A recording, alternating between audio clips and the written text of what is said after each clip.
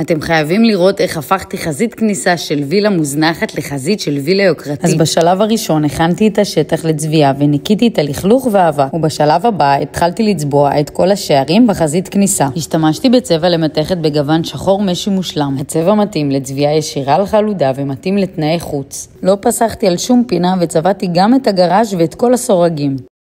וגם קצת דאגתי לתספורת קטנה לעצים. ולבסוף דאגתי להחליף את ידית השער הישנה לידית חדשה ויוקרתית.